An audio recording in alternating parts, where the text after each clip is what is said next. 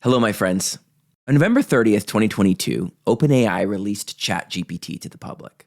And since then, everything in the AI world has changed. And when the AI world changed, the rest of the world has changed with it. We just don't necessarily see or feel the difference yet, but it's coming. In fact, I was talking to a couple of senior AI researchers the other day, and I asked them what metaphor made sense for professionals and business leaders. They said it's like AI is a tidal wave. It's on its way. That's out of sight of shore yet, but is coming inexorably.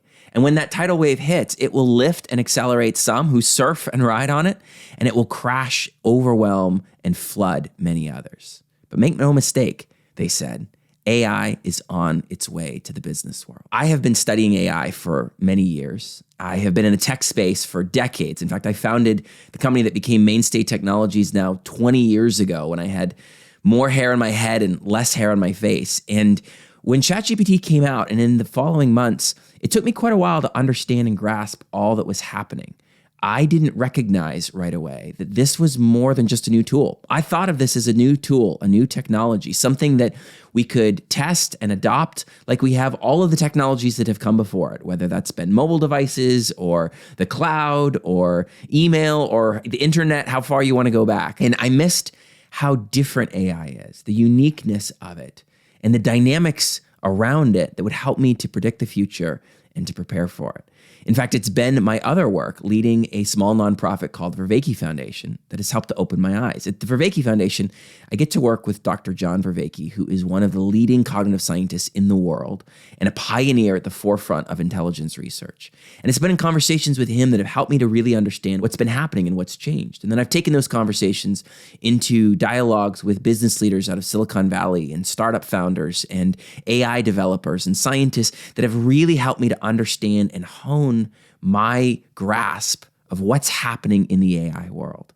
And I've become convinced that there is a really significant shift that is underway that you and I need to prepare for in the business world. And that if we don't, we will lose this window of additional control and agency in our careers and in our businesses for what's coming. I have noticed the shift in my own thinking. It's reminded me of when the pandemic first hit. If you were like me, you watched when COVID-19 hit in Wuhan with some fascination and horror, but a real sense of removal. Watching the video of them building this hospital in, a week was overwhelming and exciting and horrifying, but it felt like something happening very much on the other side of the world. And then when it got to Italy, it felt a little closer to home, but still like something foreign, like something unusual. Certainly not something that would warrant me going out and buying extra toilet paper or extra food or preparing my business exactly for what might come. And then I remember when everything changed for me. And that was when the NBA canceled their basketball season. And President Trump reversed course and declared this as an emergency, and schools began to close. If it was a Tuesday, if memory serves right. It all became real, and it landed for me that this is happening and that this is something unique in my experience. And what I realized is that I had been framing the experience of COVID-19 up to that point based on everything that I had seen before, everything that I knew and had experienced in life, framed my experience and the way that I saw COVID-19. In my frame, schools didn't close down and we didn't shut down and quarantine and the world didn't close. And so that was something that might happen in other countries, but not here. And when that began to happen, I realized that outside of the frame through which I had been seeing this situation, things were changing. That what was really material that was changing was actually happening outside the frame of my reference. And that was quite a wake-up call. When I have been thinking about AI, it has been a similar kind of experience where I realized that I first framed the developments in AI as something that was like what had come before it, and that could be mapped onto my previous experience as a lifelong technologist who first fell in love with computers as a homeschooled 9-year-old and has been working on them ever since. And instead, there are unique aspects of this that roll out, that play out unlike what we have seen before. And it is those dynamics that I would like to share with you today. So we're going to spend some time talking about what is AI and the actual definitions and understanding of what it is that we have today. Secondly, how is it developing? And what are the forces that are likely to govern the ongoing development of the intelligence of this AI? Thirdly, how will that roll out into the business world? How will that impact industry? And fourthly, what should you and I do? What actions should we take today so we have as much chance of control over this, that we have as much chance of riding this wave and not being crashed by it, that we have as much chance as we can of thriving through all that is coming with AI and not just surviving?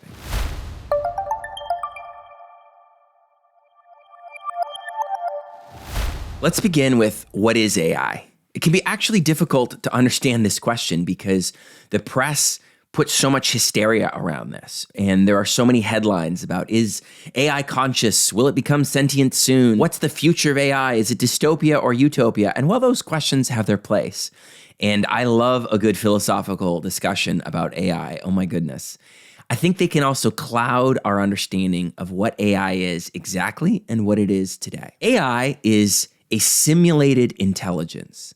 It is the invention of intelligence that is non-human.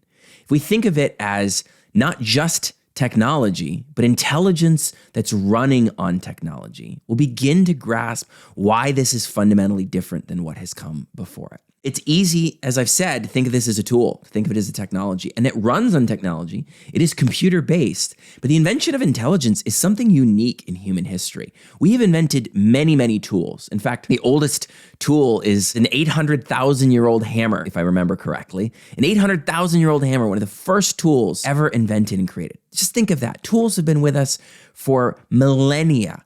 We have used technology to do so many things in the world. We extend our will through the use of technology. We want to go somewhere, we drive a car. We want to communicate, we record a video. We pick up the phone. We use this technology to extend what we want to do in the world. The invention of intelligence is something different. It's not just a technology like what's come before, but it's a problem-solving, decision-making thing.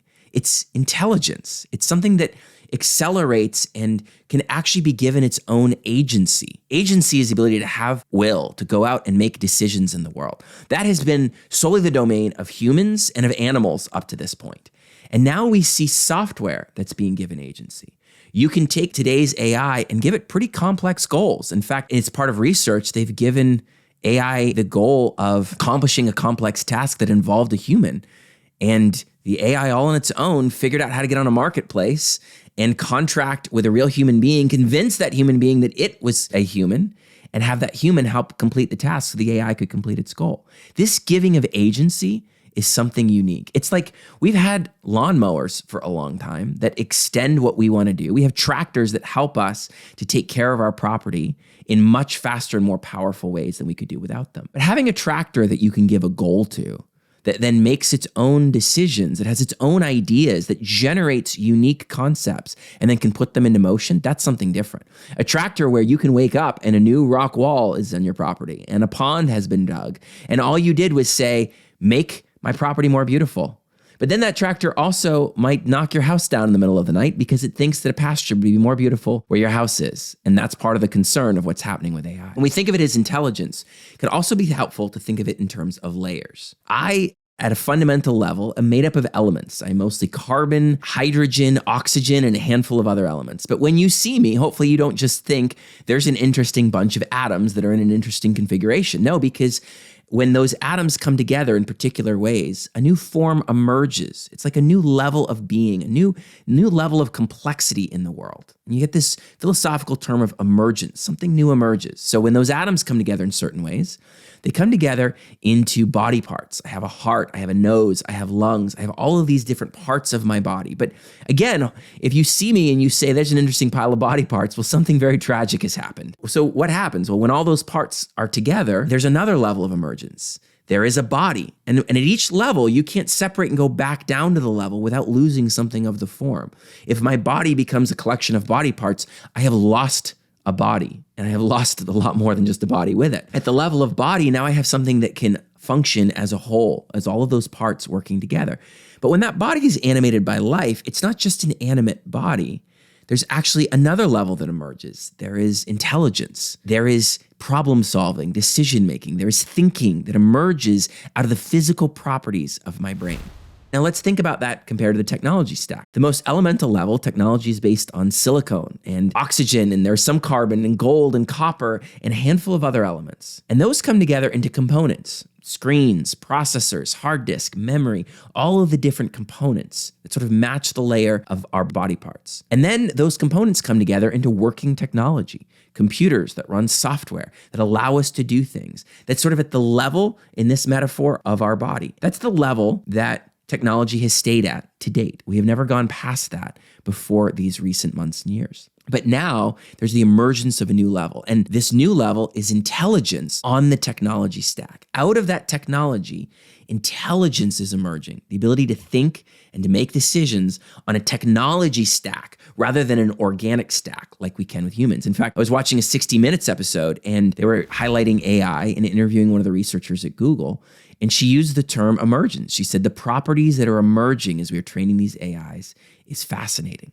So we have genuine emergence of a new level. We have an intelligence. That's why this isn't just a tool or a technology. To really understand this, let's define a few terms. These are terms that may seem a little bit removed from where you are, but if you remember, there was a time when the idea of a link or an email, the @ symbol, these were all new terms to business leaders and professionals. And if you're as old as I am, then perhaps you learned them along the way too, and they weren't just given to you in school. The AI terms are terms like that. They are terms that will be universal, that we need to grasp so we can understand the fundamentals and so that we can communicate with precision. The first is neural network.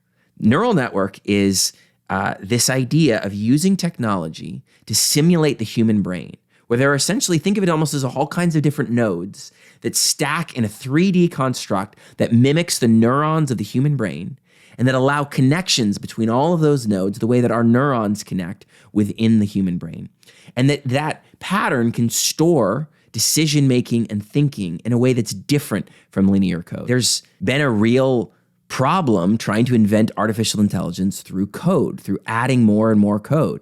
Most code is written where if this happens, then do this, otherwise go and do this. And it's very logical in instructions. And the problem is when that interfaces with the real world, there's just an infinite number of possibilities. I mean, in front of me is a case for my glasses, and this case can be a weapon, it can be a case, it can be something I scratch my shoulder with, it can be any number of things. The possibilities are actually limitless, and my brain can think of them and communicate and work with the world, and we can create these possibilities. Well, trying to code technology to understand how to grasp it, how to have possibilities in the world, actually is an exercise in futility. And so instead, researchers began in the late 90s and the early 2000s to develop these neural networks, to actually build this simulated brain. Now, that leads us to our second term, which is deep learning.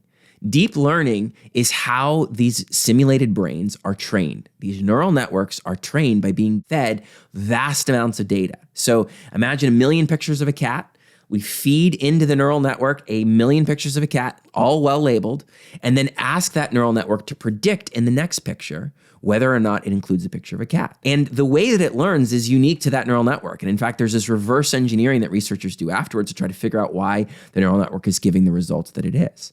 And what researchers have found is that these AIs can predict with a high degree of precision. If you feed with enough data in and do enough deep learning, that the prediction can get very, very good. And so ultimately AIs are prediction machines. They are machines that can predict the next piece of data, the next thing that's expected.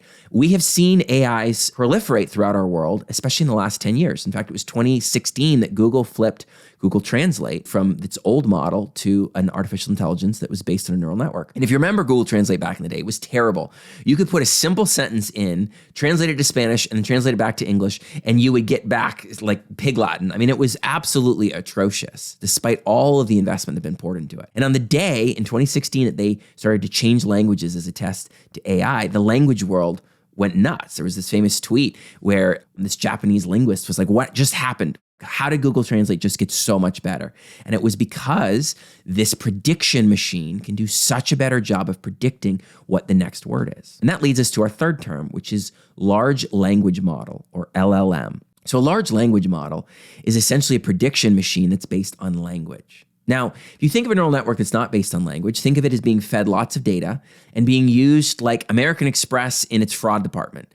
If you remember back in the day when credit cards got stolen, we had to tell at the end of the month that there was a problem. Well, now there's text alerts immediately, right? There's fraud alerts that go off all the time. There's alarms in data centers that go off automatically when someone uses a credit card that's not you. Well, why? Because there's an AI that's been trained on your and my decision-making pattern, our spending pattern.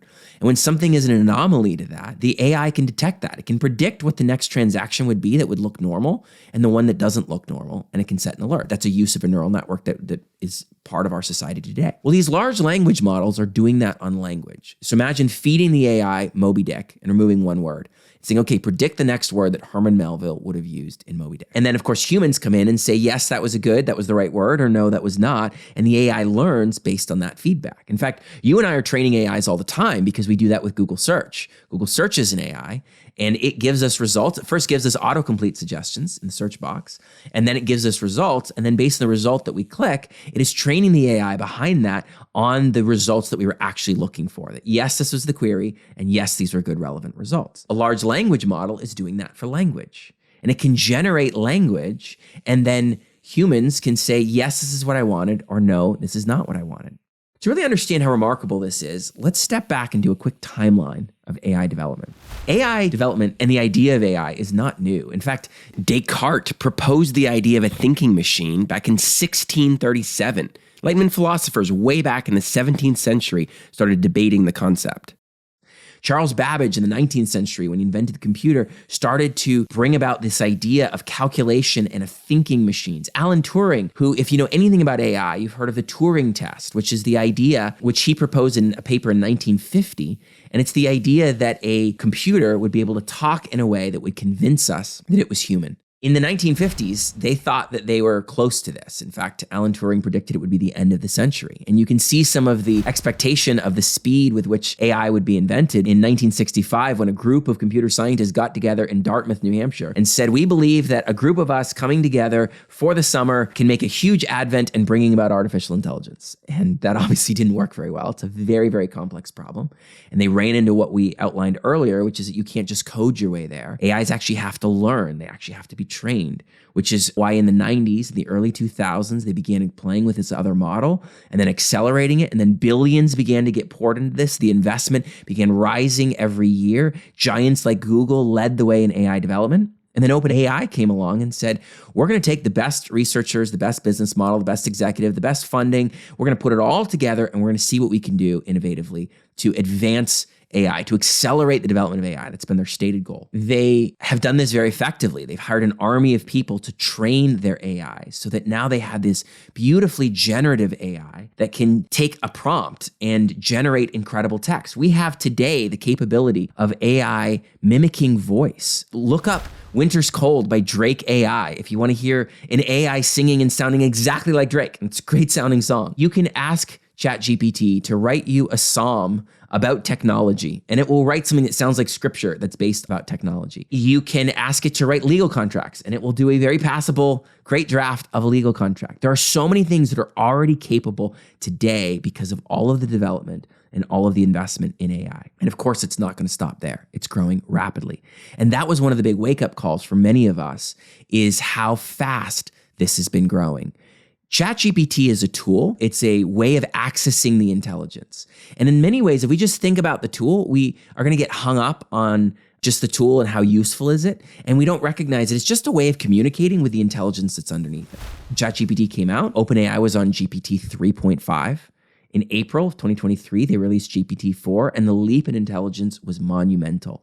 All of a sudden, it went from being the 10th percentile for the bar exam to the 90th percentile of the bar exam. GPT-4 can pass the bar exam with a 90th percentile. All of a sudden, all of these measures of intelligence increased, and we have an AI today that we can communicate with that can write beautifully, that can craft poetry, that can understand details of human psychology and give advice to it, that can do so many functions, that can make decisions and solve problems, and do this as a large language model, a large neural network that has been trained on language. It's been given the code of human culture and human psychology because it's been trained on essentially every book that's been written and every paper that exists on the internet. It has been trained on all of that. And it has picked up theories, models of mind, of how humans work, sense of understanding of culture. I'm not saying there's actually a thinking brain in there that truly understands, but it can give an intelligence that certainly mimics understanding, if nothing else, and that can solve complex problems and generate fascinating and unique content and do this consistently and better over time. And where that goes next is our next point.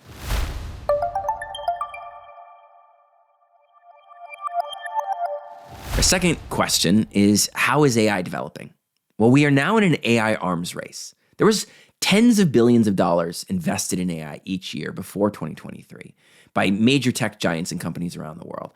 But now this is next level. OpenAI, what they did was like firing off the starting gun at a race for the next level of this AI arms race. And we're seeing every tech giant is making AI development its number one priority. Every software company is trying to integrate, tune, get into AI in some way. Otherwise, they fear extinction. And this is accelerating the pace of AI development dramatically. Scientific innovation is focused on this. The scientists are working on this. Technical leaders are working on this. Investors are flooding the market with investment into AI. We're talking about tens of billions of dollars flowing out every quarter into AI development. And it can be helpful to remember that the tech giants that are leading the way are companies the size that the world has never seen before. The market cap of Microsoft, for instance, matches the entire GDP of America under Carter. Like our entire GDP is the market cap of Microsoft. The revenue of Microsoft and Google, if they were countries, they would be about the 50th and 56th largest country in the world. As developed, advanced countries with millions of people, they would match that level of economic output just based on their revenues. These are enormous companies with the smartest people in the world focused now with a kind of single-mindedness on AI that is astonishing. That is going to accelerate the pace of this dramatically. And what we'll see is these large AIs that develop and are trained at large companies. It's very, very expensive to do this, to develop a large language model and train it and develop it yourself. It's incredibly expensive. It takes billions of dollars. The computing power is astronomical. And there will be some handful of large AIs the rest of us use. The real innovation is going to be as those get integrated into all of the software and the devices that we use every day, as they get tuned, as they get trained on the local software in each company. The investment that's pouring into this is going to cause AI to grow in a couple of ways. One is vertically, like this, like growing up in intelligence and IQ points. That's what we're seeing like in the leap from GPT-3 to GPT-4, where it grew in so many different measures of intelligence, from the 10th percentile in the bar exam to the 90th percentile.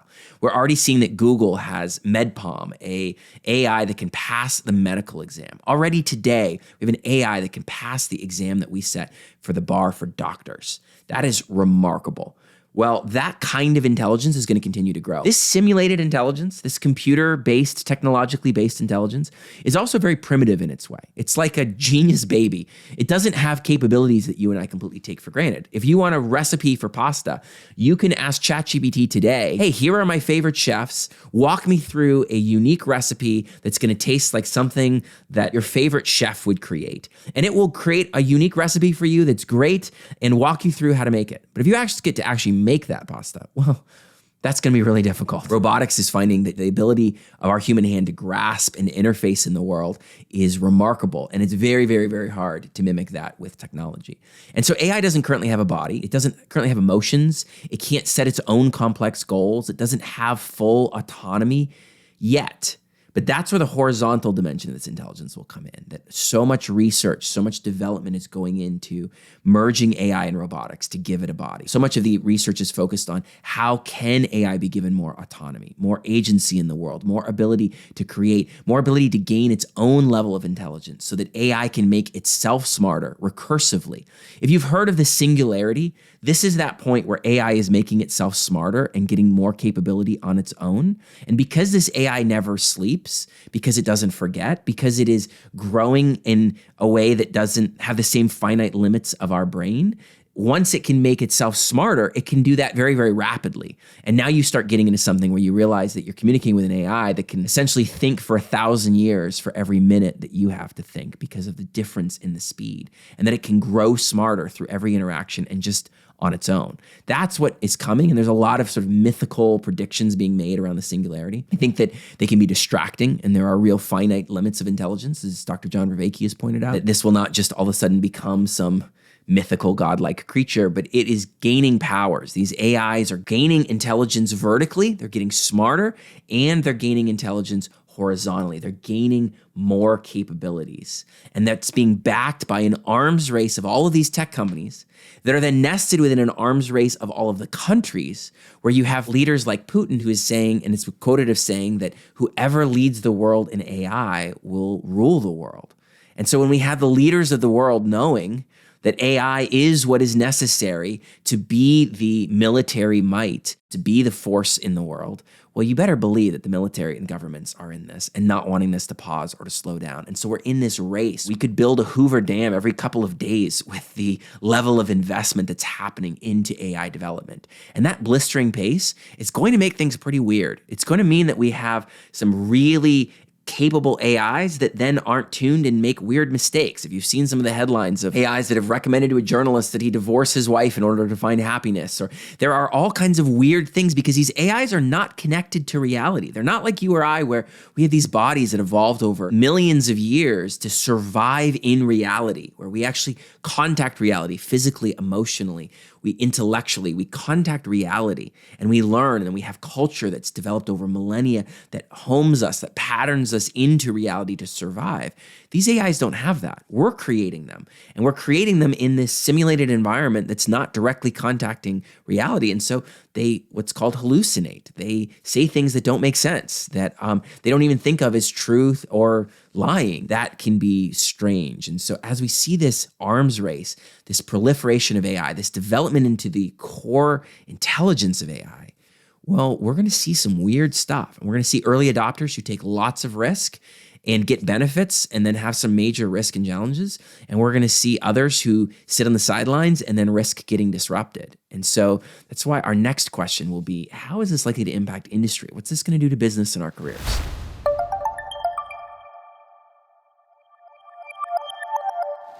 So how will this impact you and I in our careers, in our businesses?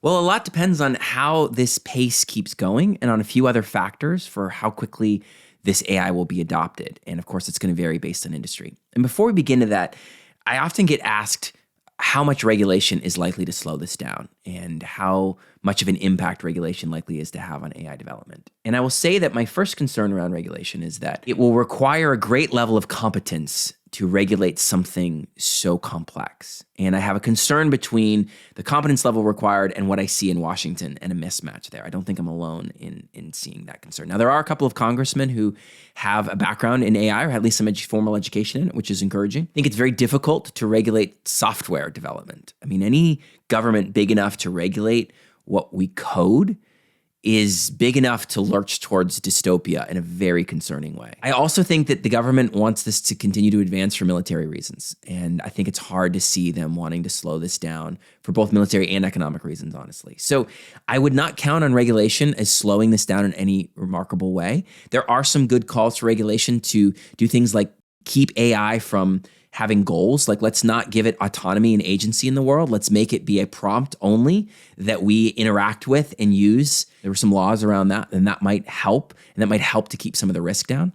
Because that's the other concern, is that how big is the risk going to be just on our society? And I'll say, it's going to be great. I mean, there are so many ways that this experiment can go wrong. The headlines obviously focus on the Terminator situation, right? Every sci-fi movie where the AI kind of wakes up and decides that humanity is no longer relevant or best for the world and starts to eliminate humanity. Well, as many safety researchers point out, it doesn't require that for this to go really wrong. I mean, one level down from that would be AI that just has goals that aren't harmonious with ours, that it just starts to pursue things that are interesting to the AI.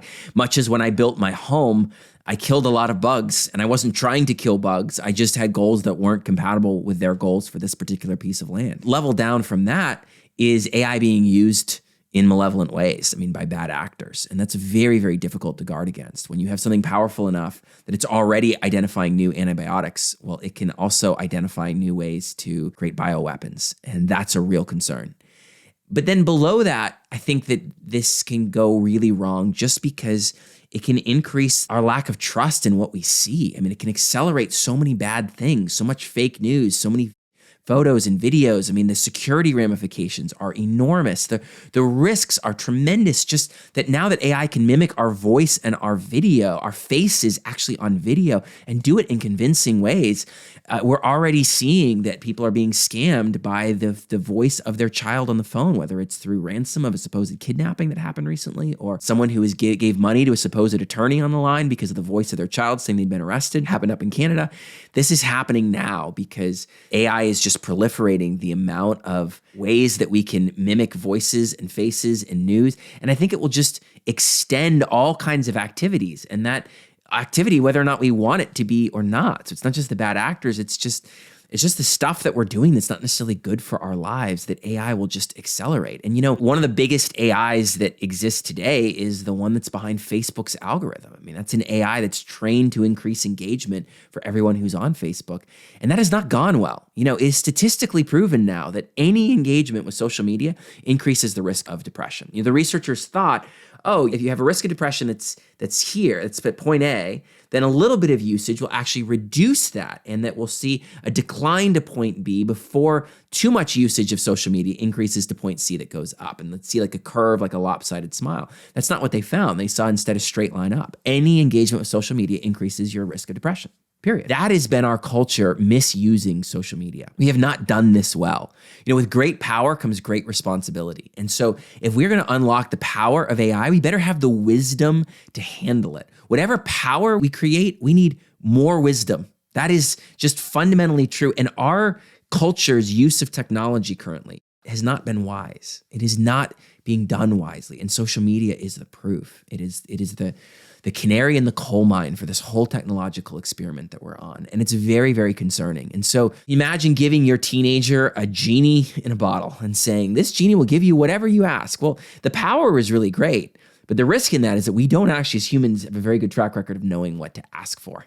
And as a culture, we're more like that teenager with a genie. And I don't know that we're going to ask for the right things of AI. And so there are very, very many ways that this can go wrong. In fact, far more ways than I think that there are that can go well. However, you and I don't get to make that call. This is accelerating. This is growing. This is racing ahead, whether or not you or I wanted anything different.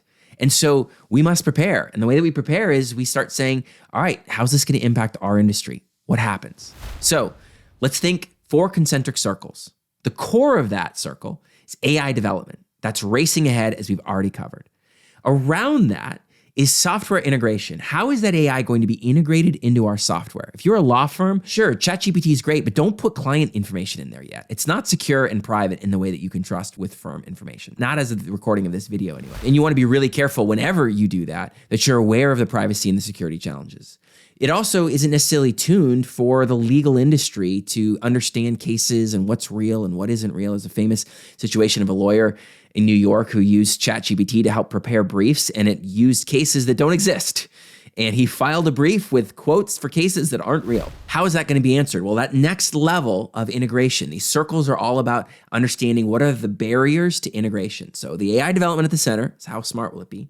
Next is when will it be integrated into the software that you and I use and tuned for our industry and for our organizations on our data, set with guardrails for our industry. Then beyond that is behavioral change. Well, what behavior do we need to change in order to adopt it? If we don't do anything with it, well, it's not going to get used. And then around that is business model innovation. When will the business models themselves change? Whether it's pricing models in industries that are used to billing by the hour, whether it's entire new approaches to something because of what AI has opened up, whether it's the way we use self-driving cars now, which is where the car drives and we watch and we oversee and we take the wheel at certain times. When will businesses start to say, all right, we can use AI and we're gonna have AI be doing this and we're gonna partner here and we're gonna oversee it and we're gonna tune it and we're gonna actually change our business and our strategy dramatically based on AI. Well, that takes time, and based on your industry, there are different sort of moats, barriers at each of those different thresholds. For some industries, AI is already smart enough to disrupt the industry dramatically, and the software is already available and integrated, and maybe in ChatGPT it's already enough. And then the behavioral change, well, there's people who are already using it very successfully today. And then the business model innovation, are there startups or are companies changing significantly? Now, in a highly regulated industry, it's going to take longer. In an industry that's heavily reliant on data that isn't regulated, this is going to go much, much faster because AI is really, really good at data. I was talking to the director of AI at a very large organization the other day, one of the large enterprises that we all know. And I said to him, look, the way that I see this, AI, you'd be able to communicate it with voice very, very quickly. That's obviously coming. And then we're also getting localized AI where we can securely train it on the data in our organizations, and then we can train it on processes and tune it. We're only going to be a couple of years. This is what I said to this director of AI. I said, it will only be a couple of years before I'm not talking to a customer service rep on the phone. I'm talking to an AI that I can say, interface with me like you're Matthew McConaughey and give me some jokes along the way. And it will have access to every piece of information on my file. It will know all of the processes. It will be able to escalate and handle everything almost flawlessly. And that's what I'll be interfacing with. And he said, yeah, you're reading that correctly. That's what we're working on. That's what's coming because of the AI intelligence and then the software integration to make that happen. And then the behavioral change in the business leaders and the businesses and the business model innovation around it. Significant disruption that's coming based on how intelligent AI already is today and how much it's going. We don't want to make our judgments based on our experience of AI today and forget how fast it's growing. And yet we also don't want to be naive to the fact that the intelligence that's already out there can disrupt many, many, many industries already. And so beginning to grasp and wrestle with our industries and our careers and how this is going to happen is one of the fundamental things that we have to do, as well as recognizing the risks societally, the risks in our business, the risk to ourselves, the risks that we ignored in social media as a culture that will be so much greater with AI, and the speed with which this is going to happen. You know, one of the challenges that I have with this whole experiment that we're taking is this race to AI is that the speed of it's happening so quickly that the disruption is going to be very, very difficult for all of us to keep up with.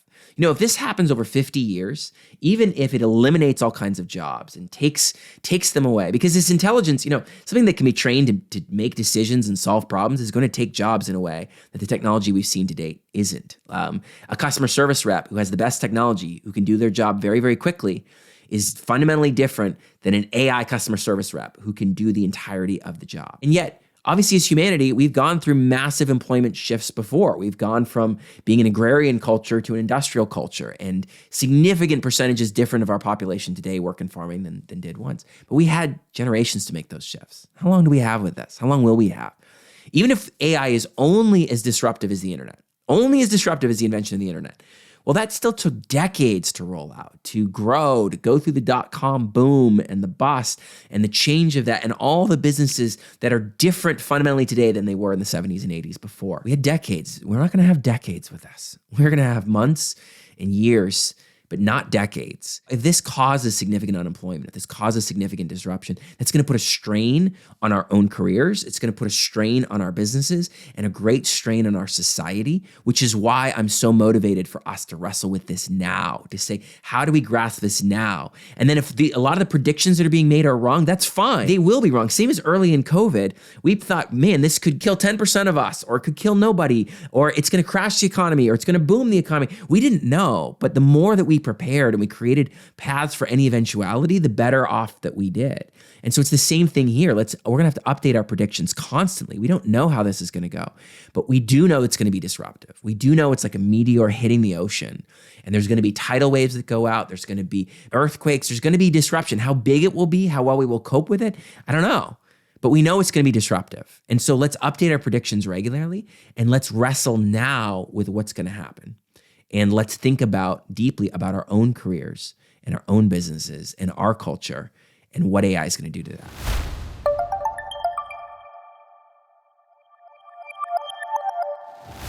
And now our final question. How should we prepare? How should you and I prepare for this? Well, the first thing is to understand the fundamentals. That's the point of this video. Wrestle with, engage your mind deeply into thinking about the fundamentals of AI. One of the best recommendations I can make is try to explain all the aspects of this video to someone else. When you can explain it well and articulate it to someone else, then you have a good, strong confidence that you understand it. Take it from there and say, all right, how is this likely to play out within my industry? As I'm getting understanding of what this is and how it's likely to go overall, how will this go in my industry? One of the frameworks that I think is helpful is to think in three framings. So first, how will AI enhance what we're doing now? How will it make us more efficient? How will it increase quality? How will it increase our ability to serve our customers? How will AI enhance our careers and our businesses and what we're doing right now? Very fun to play with. Think about how could you get 5 or 10% efficiency gains? How could you increase profitability? What new opportunities are open because of AI? And then secondly, think, how will AI replace some of what we do today? Some of the core business functions that get replaced and some of the core job roles that could get replaced. How will AI actually take over and fundamentally replace aspects and roles in the business? Thirdly is, how will AI cause a revolution? How will it actually inspire a whole different way of thinking and approaching our business and engage in something called zero-based design, which is, all right, once we understand this, let's go to zero. Let's take a whiteboard and let's design a whole new model. And we have to kind of do these three things concurrently. We have to think, how can we partner with AI and use it really well, knowing that those who partner with AI are going to see their careers and their businesses accelerate in a way that those who don't will not. And then secondly, how will it replace functions that we do and roles, and really wrestle with that? And then thirdly, how will we think completely differently? How will we zero-based design it and kind of containerize them, but actually engage in all three at the same time? If you're doing this from just a career perspective, the best things you can do is be the best thought partner for your business. Be the best dialogue partner for leaders in your business about this. Grasp these things, come with this framework, and really wrestle with your own career so you can steer your career towards the kinds of problem solving, the kinds of relationality, the kinds of strategy that humans are going to do best for a very long time, and away from the kinds of data analysis, mundanity, repeatable, process-driven things that AI will take over well. And then just be able to bring great knowledge and dialogue around AI. That's one of the best career moves that I can recommend right now. And the best ways to be safe in your career is to lead the way in this in your own usage and in your ability to partner with the business. And of course, as a business leader, to think about your business and to look for the opportunities, the threats, and how these three phases will roll out in your business through that. I recommend in a business, starting a cross-functional team and actually bringing people together from all kinds of different teams that are technologically proficient and are innovative and like disruption, and give them the best tools. Make sure they have the latest version of GPT if they're using ChatGPT. Make sure you know what is happening in your industry with software. Give them tasks and have them generate ideas and share and begin to foster a culture that is AI forward, that thinks well of AI. Share this video with your team. Share other resources. Get them thinking and engaging in the culture. There's a bit of an overall cultural shift that we want to make in organizations. And then there's that cross-functional team for sort of the subset that can go deep and really engage and be the right dialogue and thought partners. And then a lot of businesses should be investing in AI roles that are focused on implementation. Very few businesses will create their own AI, but we all need to have an expertise in how we are actually integrating AI, using it in our business, training our people on it, working with AI. That's something that we all need to develop. And so increasing the investment and the intentionality of AI, make sure that it's at the top of someone's priority list that's pretty high in the organization and technologically savvy, to wrestle with this, to stay close to the industry, to say, what are the software partners doing? What are the leaders? What are the new entrants to this industry? And what are they doing with AI? Ultimately, most organizations that I work with, and I work with hundreds of wonderful organizations, I've talked to thousands of business leaders in my career, and the vast majority of them do not like to be on the cutting edge. They like to wait and see. They like to see and maybe be in the top 50%, top quartile of businesses with technological innovation. In this case, I don't think that's enough. I think we need to move to at least the top decile, top 10%, if not the top 1%, to say we need to lead the way with AI implementation, with AI understanding, with AI integration in our business. We can't afford to have the time to wait to say, let's see how the early adopters do and let's learn all the lessons and then let's see and let's let that process unfold through years. Sure, learn the lessons from the earliest adopters, but be much closer to them than you normally would. That's one of the biggest pieces of advice that I'm giving regularly, is to move closer to the cutting edge and try to mitigate the risk the best that we can, because AI implementation will be so much held back by the risk of what it does to a customer, the risk of what it does to data, the risk of how autonomous it can be. The risk is what's going to hold it back. But the more we can mitigate that risk, but push the investment and push towards that top decile, the more control we will have, which is what's important to me. If jobs are going to be lost, if businesses are going to go out of business, to be at the forefront of that, controlling their own destiny as much as possible. That you and I in our careers can still pilot our way because we understand the storm that's coming. We understand where the rocks lie, and we had the best chance to navigate. It's still a storm going into rocks, but we have the best chance to navigate, and maybe we'll actually get some acceleration and launch out the other side of that storm with speed that's unbelievable. But if we don't understand it, we're just going to be tossed by those winds. And so wrestling with this, investing in this, engaging in this, then updating our predictions of how it goes, That's the most important recipe that I believe that any business leader professional can do in the face of the AI arms race. Adam Grant, in his book, Think Again, talks about futurists, people who predict the future, and they actually compete with each other on who does the best job predicting the future, so they get data feedback. And they found in studying this that the most successful futurists are the ones who are least tied to their previous predictions. If last year they predicted that AI was going to go this way, and then it starts to look this way, they don't have any tie to that. They go, oh, great, I'm going to update this prediction and go this way. That's the kind of disciplined thinking that you and I need to engage in. Maybe I'm wrong and AI will not develop, will hit certain thresholds that can't be crossed, and maybe people will reject it and society will say, let's not do this. Or maybe not. And right now we don't know. And so let's prepare for all the eventualities. In my opinion, after many conversations with leading thinkers across many domains who've gone deep into AI, there's a nearly universal opinion that this is a seismic shift. Max Tegmark is an MIT researcher, author, founder of Future of Life. He has been an AI safety researcher for years, way at the forefront of this. And he calls where we are the greatest intersection in humanity's history. When I look at the kind of intellect and experience and reasonable people like that, when I see that Sal Khan, the founder of Khan Academy, thinks this will revolutionize education because of its ability to do one-on-one tutoring, and they've already been investing and developing in amazing things. When I see Bill Gates saying this is going to revolutionize the way we shop, the way that we learn, everything within short periods of time. When I see psychologists, cognitive scientists, everyone agreeing that this is a massive shift, I say, okay, you and I need to prepare. That's what we're doing at Mainstay Technologies, the tech services firm that I lead. We have a cross-functional team. We've had our first full-time AI implementation engineer. We're piloting things that we can do with our clients in order to help them to leverage this, to understand this, to wrestle with AI. We are saying we want to be at the forefront of our industry. We know that what's coming rapidly is going to change what we do. You know, Microsoft is putting GPT-4 into about every product that they can. They are just handing it out everywhere. And they're doing this in a wholesale way, and they're doing it now. That's going to put AI at the taskbars and in Office 365 and the applications that millions of business professionals use every single day. And that's going to change the way that help desk works. It's going to change the way people troubleshoot, the way that we get to troubleshoot. It's going to change the tools at our disposal. AI is going to change a lot in the IT support industry. It's going to change a lot in our cybersecurity and information security efforts. It's going to change how we defend our clients against the threats. And our goal is to be in the top 1% of our industry, to lead the way in understanding, to have a cross-functional team, to have every single person in Mainstay who is pushing into AI understanding and AI partnership so that we can have as much agency as an organization and help as many businesses to be on the right side of this tidal wave. But we do it with a note of sadness. You know, the first Copilot video that Microsoft came out with, they were showing all of the amazing things that it can do. And then one of the developers showed as a demonstration using Copilot, which is GPT embedded in Office 365, to write a graduation speech to celebrate her daughter. And to me, that was really, really sorrowful moment because I have 3 kids. One of the most meaningful times that I can look forward to is their graduation. I mean, those are unbelievable moments of pride. The last thing I want to do is outsource that speech to a artificial intelligence.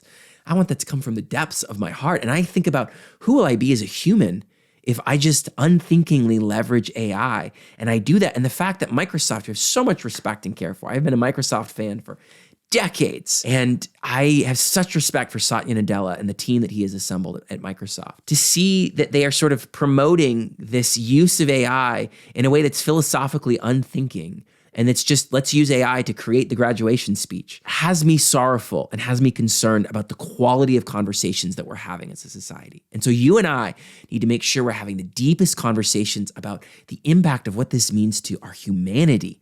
Who are we? How will this shape what we do? If this lifts junior white collar work up because AI is going to be doing so much, how are we going to help the young people to come in? I love creating jobs. I love mentoring people. Developing careers has been one of the most meaningful parts of my career. One of the things I love about being an entrepreneur is getting to create jobs. And I look at all of the people whose lives have impacted through the jobs we've been able to create. I love it. I love it. I don't want to lose that. And so how will we use this wisely? And so that is why my ultimate call is for you and I to become as wise as possible, as virtuous as possible, individually and collectively. And that we then see how AI could go wrong. We think about how is this going to shape our jobs? How is this going to form the kind of ownership people have if AI is preparing them for meetings and creating their PowerPoint presentations and creating the videos for them? Like, how will this shape the way they show up, the way they think, the way what's available to them, who we become in our work. And then how do we partner with AI wisely but well, and wise to the threat in our industry if we don't do it, and wise to the threat to our humanity if we do this in an unthinking way. That's the kind of wisdom that we need. I'll tell you, because of our society's increasing foolishness, our increasing anxiety and depression, and inability to seem to make wise decisions politically, culturally, in so many avenues, I have a lot of concerns about this AI experiment. The technologist part of me loves this, but the whole of me does not. And I wish that we weren't doing this experiment in this way, but I don't have control over this. What I have control over is the efforts I can make for how wise I become, the efforts I make towards preparing the organizations that I lead and that I get to work with, preparing them as well as possible for what's coming. And I get to control the kinds of dialogues I have, the kind of understanding that I cultivate around this. And that is what I would invite you into, is the deepest pursuit of wisdom, the pursuit of the collective understanding of AI, the ways it can go wrong and the ways that we can partner with it, the ways it's already making change today, and how this is going to go in the future so that we can use this wisely. We can have as much control over our future as possible. And we can have a future where we are thriving as individuals and as organizations and as professionals. We are thriving with AI. And we have more than survived all that is coming in the future years. But we are actually thriving for it. Thank you so much.